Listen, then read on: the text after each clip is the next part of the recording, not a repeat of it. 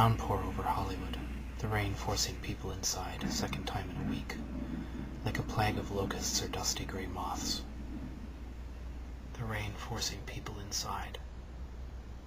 We Southern Californians bat at this unexpected invasion of water with hopes it will fly off elsewhere and leave us alone. I have collected myself like a wet kitten in the corner of a pizza shop where they serve soup.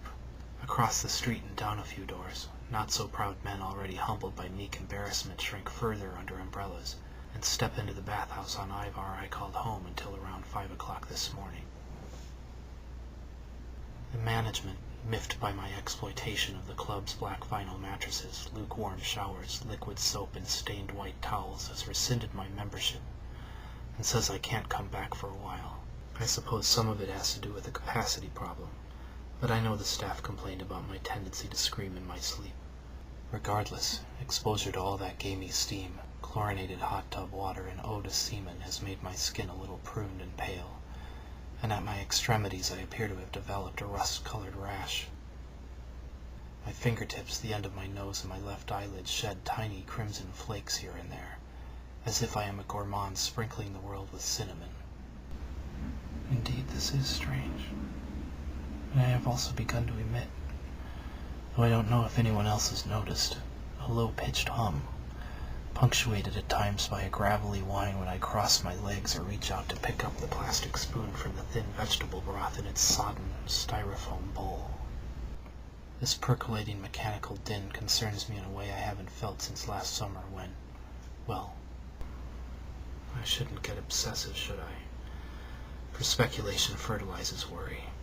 I often frolic in a field of worry, gathering up as much as I can, dancing among the petals, hugging worry to my breast and giving it sweet nuzzles.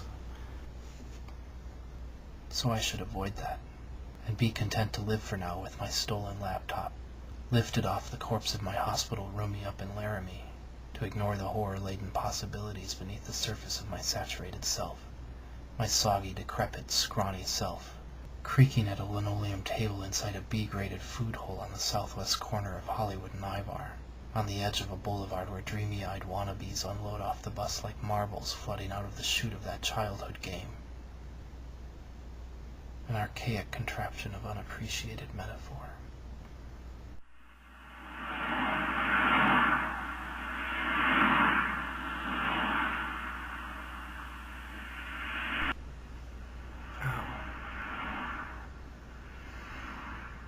I think there's a part of my body that doesn't hurt.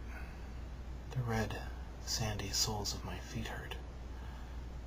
The chili pepper ends of my fingertips. The aching, rusty cranial shell surrounding my rubbery, pulsating brain. I walk too much.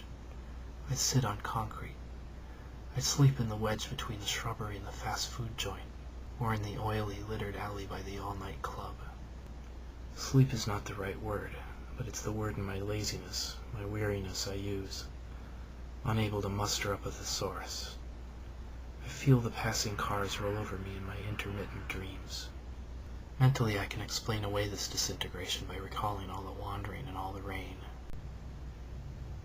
and last week's brief stagger toward hedonism, what with all the humping and fainting, certainly required bedtime not covered by homeless insurance. I suppose my dip into the boiling water of debauchery was a bad idea. It couldn't end well. Only in fantasies and pornography do the scenes play out to a redemptive denouement. In real life, all good endings have a day after.